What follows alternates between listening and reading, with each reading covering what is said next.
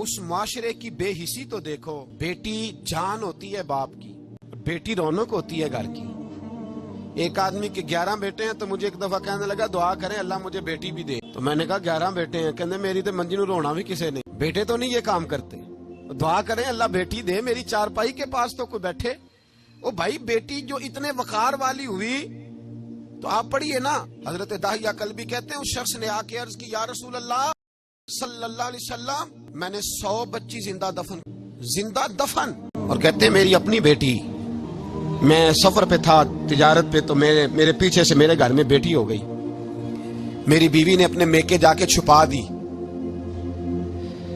तो मैं वापस आया तो उसने कहा बच्चा हुआ था फौत हो गया, मैंने दफन कर दिया। जब बच्ची 4-5 साल की हुई तो मुझे पता चला मेरी बेटी है। कहते मैं उसे लाया और मैंने उससे कहा मैं तेरा बाप हूं, तुझे तोहफा लेके दूंगा, खाना खिलाऊंगा।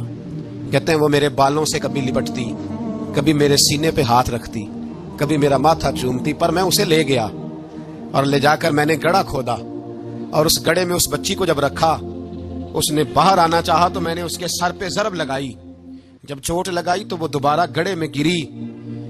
मेरा वैसे विजदान कहता है कि जब से मिलाद हो गया है, आज किसी बाप की बेटी अगर चारपाई से गिर जाए तो शायद वो सारी रात सो ना सके कि बच्ची गिर गई है मेरी। कहते मैंने चोट लगाई सर पे, खून बहा तो वो गिरी, मैंने मट्टी डाली, वो अब्बा जी कहती रही। कहते हैं जब उसका वजूद छुप गया और उसके चेहरे पर मट्टी पड़ने लगी तो उसने एक लफ्ज कहा, वो लफ्ज मुझे आपके पास लाया है। वो बेटी कहने लगी है अल्लाह बता तेरा रहमतल लिल आलमीन नबी कब आएगा। या अल्लाह बड़ी बेटियां दफन हो गईं, बड़ी माएं मंडियों में बिक गईं, गरीब बड़े लुट गए, परेशानियां बड़ी बढ़ गईं, अल्लाह बता ना तो उसे कब भेजेगा। अब कितनी देर है, अंधेरा बड़ा गहरा हो गया, अब नहीं जिया जाता, अब नहीं सहा जाता, अल्लाह तू कब भेजेगा।